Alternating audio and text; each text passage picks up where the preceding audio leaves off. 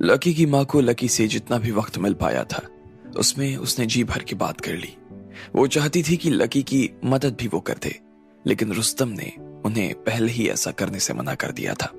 इसलिए उन्होंने लकी को कचरे की थैली के अंदर भरकर 1 करोड़ रुपए दे दिए और थोड़े ही दिन बाद लकी का राजस्थान यूनिवर्सिटी में एडमिशन भी हो गया।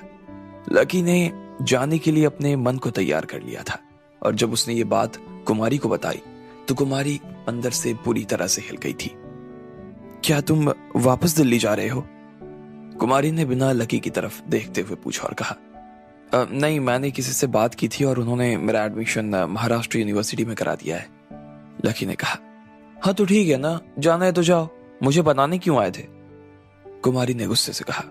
फिर उसने अपना चेहरा लकी की तरफ घुमाया और बोली, मुझे लग रहा है ना कि तुम अपनी तनख्वाह के बारे में बात करने के लिए यहां खड़े हो, लेकिन मैं तुम्हें बता देती हूँ, जितना तुमने काम नहीं किया ना उससे ज्यादा तो काम खराब किया है।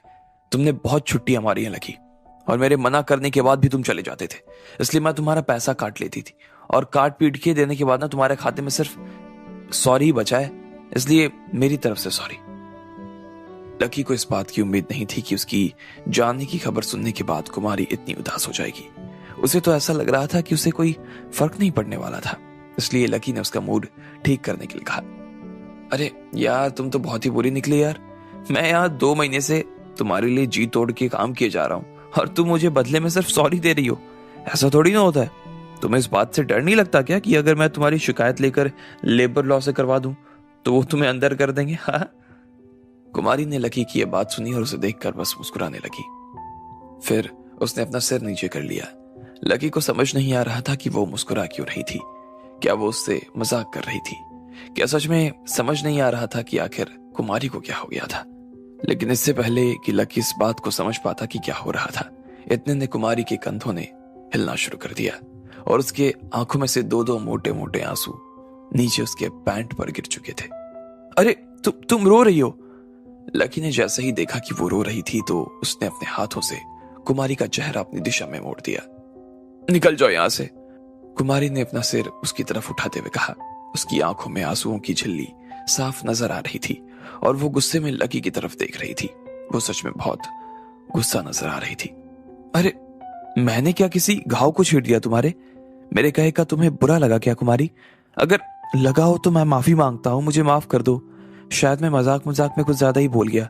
मैं जानता हूं कि तुम्हारे दिल के अंदर मेरे लिए या मेरे कहे के लिए बहुत शिकायत होगी। क्या तुम उसके बारे में मुझे बता सकती हो? लकी ने पूछा। कुमारी ने अपने होठों को भींच लिया और वो बस नफरत भरी नजरों से लकी को देख रही थी। फिर उसने लकी की तरफ गंभीर नजरों से देखा और वो उसे अपने आप में ही दया आने लगी।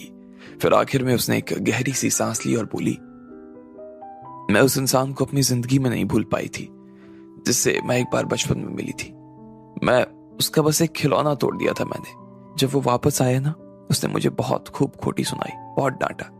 मुझे बहुत गुस्सा आया लगी और मैं रोने लगी। फिर हम दोनों में खूब लड़ाई हुई। उसने मुझे नीचे जमीन पर धक्का दे दिया और मुझे लात मारने लगा।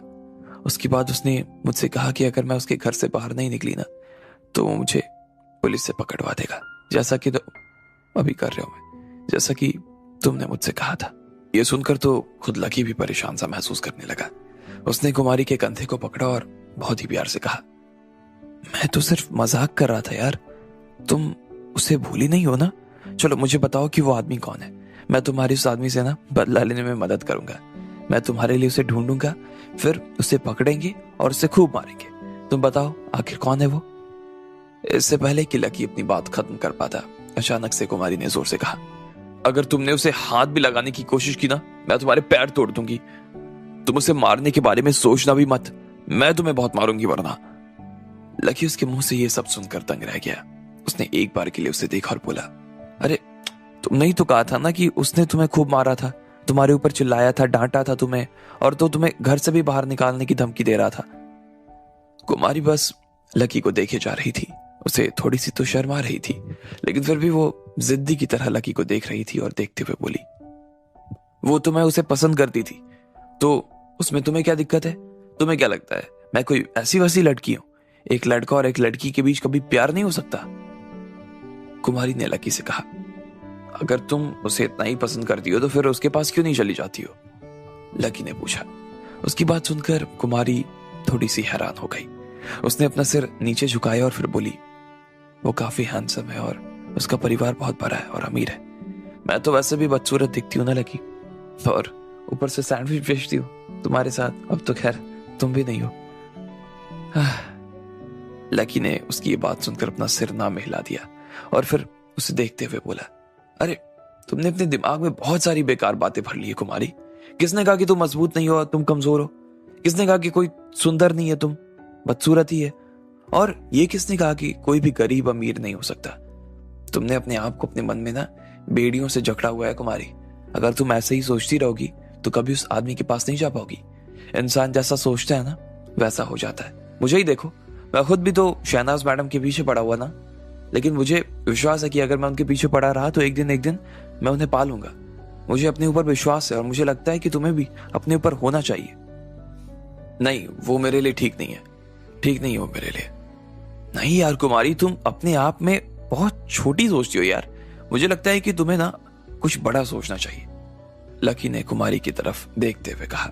वो अपने दिल में पहले से इस बात को मानकर बैठ चुकी थी कि उस आदमी के साथ तो उसका कुछ नहीं होने वाला था। वो बस उस इंसान के बारे में अपने दिल में चुपचाप सोचे जा रही थी, लेकिन लकी ने उसे अपनी जिंदगी में एक और अच्छा आइडिया दे दिया। उसने अपने कान बंद कर लिए और वो ऐसे चिल्ला रही थी जैसे वो बीमार थी। बाहर निकलो यहां से, मुझे नफरत है तुमसे, बाहर निकलो, कुमारी ने जोर से चिल्लाते हुए कहा और लकी को दरवाजे से बाहर निकालने की कोशिश करने लगी। लकी अब उसके दरवाजे के बाहर खड़ा था और वो उसकी रोते हुई आवाज को सुन रहा था। उसका दिल अच्छा महसूस नहीं कर रहा था। उसे लग रहा था कि ये जो कुछ हो रहा था सब उसकी वजह से हो रहा था। उसने गहरी सांस ली और फिर वो खुद अपने कमरे पे सोने के लिए चला गया। अगले दिन उसने फिर से कुमारी को देखा। कुमारी वापस से वैसी हो गई जैसे वो पहले थी। उसे समझ नहीं आ रहा था कि वो कहे तो कहे क्या उससे। वो बस उसके साथ उसके ट्रक पर काम करने में लगा हुआ था। लगभग 3 दिनों के बाद शाम को लकी फिर से अपने किराए के कमरे में आ गया। वो कल राजस्थान यूनिवर्सिटी जाने की तैयारी में लगा हुआ था। अब वो कुमारी के साथ में काम करने को आगे नहीं बढ़ा सकता था। उसके कमरे में जो चीजें थी उसने वो सारी पैक कर ली। ठीक तभी उसके दरवाजे पर दस्तक होने लगी। लकी ने देखा कि कुमारी उसकी आंखों के सामने खड़ी थी। उसके हाथ में खाने का एक पैकेट था। तुम? लकी उसे देखकर चौंक गया। कुमारी ने प्लेट को एक तरफ रखा और फिर उसकी तरफ देखकर मुस्कुराते हुए बोली, इसे मैंने अपने हाथों से बनाया लकी, खा लो। लकी फिर से यह सुनकर चौंक गया। वो सोच रहा था कि कुमारी को जब इस बात का एहसास हुआ होगा कि वो कल रात जो कह रहा था तो उसने उसके लिए सब बनाया होगा, मगर इससे पहले कि वो उसे खा पाता उसे बहुत अच्छा महसूस हो रहा था। ये बात उसने कुमारी से भी कही। वो टेबल पर बैठा और उसने अपनी थाली खोली। कुमारी ने उसके लिए दाल चावल रोटी सब्जी और ना जाने क्या क्या बनाया था। जैसे ही लकी ने उसे खाया तो उसका दिल खुश हो गया। कुमारी ने सच में बहुत मेहनत की थी और बड़े प्यार से बनाया था। तुमने तो बहुत टेस्टी खाना बनाया कुमारी, सच में, लकी ने उसे देखते हुए कहा। तुम्हें बताने की जरूरत नहीं है, मुझे पता है मैं खाना अच्छा ही बनाती हूँ। कुमारी ने लकी को आराम से खाते हुए देख रही थी। वो उसकी तारीफ पर तारीफ किए जा रहा था। उसका दिल सच में शहद से भी मीठा था। उसने उसे बड़े प्यार से देखा और गर्व से मुस्कुराने लगा। उसे इस तरह से देख कुमारी के दिल में ना जाने कैसी हींग उठी और उसने बड़े प्यार से कहा, लकी, उस रात जो मैंने तुम्हारे साथ किया ना, गलत किया। प्लीज हो सके तो मुझे माफ कर देना। मैंने तुमसे जो कहा वो गलत कहा। नहीं, उसके बारे में तुम्हें ज्यादा सोचने की जरूरत नहीं है कुमारी, हो गया ना, छोड़ो, लकी ने मुस्कुराते हुए कहा और फिर आगे बोला, मैं जानता हूं कि तुम दिल से ना कैसी इंसान हो, लेकिन बस बात इतनी सी है ना कि इस बार लकी अपनी तरफ से कहते कहते रुक गया।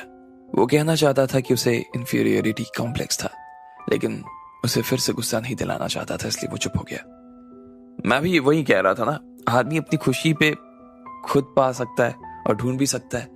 तुम्हें अपने लिए ना उस आदमी को ढूंढना चाहिए जो तुम्हारे दिल में उस आदमी के लिए हो, जो वो बता देना चाहिए।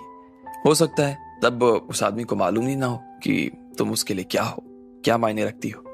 अब की बार कुमारी ने उसकी बात को गंभीरता से लिया। लकी उसे 2 दिन से यही समझाने की कोशिश कर रहा था और अब शायद बात उसकी समझ में आ रही थी, लेकिन फिर उसे ना जाने क्या हुआ और वो बोली, अगर मैंने उसे ढूंढ भी लिया ना तो वो मुझे मारेगा लकी, मुझे डांटेगा, मेरे ऊपर हंसेगा और बोलेगा कि मैं कितनी गंदी दिखाई देती हूँ और मेरे अंदर कोई बात नहीं है। चलो माना वो ये सब करेगा, लेकिन इसके जरिए भी कम से कम तुम्हें इस बात का तो अंदाजा हो जाएगा ना कि वो तुम्हारे बारे में क्या सोचता है और क्या बोलता है। अगर तुम्हें लगता है कि वो आदमी तुम्हारे बारे में गलत बात करता है तो तुम उसके बारे में सोचना ही छोड़ देना। लेकिन अगर तुम अभी से उसके बारे में ऐसा सोचने लगेगी तो गलत हो जाएगा ना। तुम्हें अपने बारे में ऐसा सब नहीं सोचना चाहिए कुमारी। वैसे भी जब तुम उस वक्त उससे मिली थी तो तब तुम तो दोनों ही बच्चे थे, लेकिन धीरे धीरे इंसान की जिंदगी बदल जाती है। हो सकता है कि अगर तुम उससे मिलोगी तो वो तुम्हें भी पसंद करने लगेगा। सच में? कुमारी ने बड़बड़ाते हुए कहा। हाँ और नहीं तो क्या। मैं उस आदमी को ढूंढने के लिए ना अभी तुम्हारे साथ तो नहीं जा सकता, वरना जरूर आता। अब शहनाज मुझे मिल जाएगी तो उसके बाद मैं तुम्हारे साथ जरूर आ जाऊंगा। अगर वो अच्छा आदमी हुआ तब तो कोई बात नहीं है, लेकिन अगर उसने तुम्हारे साथ मारपीट की ना तो फिर मैं उसे छोड़ूंगा नहीं। लकी ने कहा। अब आगे क्या होने वाला था? क्या कुमारी को उसका प्यार मिल पाता और क्या होता जब लकी राधिका की यूनिवर्सिटी में पहुंच जाता? आपको क्या लगता है, क्या होंगे इन सभी सवालों के जवाब? कमेंट बॉक्स में कमेंट करके हमें जरूर बताएं और सभी सवालों के जवाब को जानने के लिए सुनते रहिए इंस्टा मिलियनेयर सिर्फ पॉकेट एफएम पर।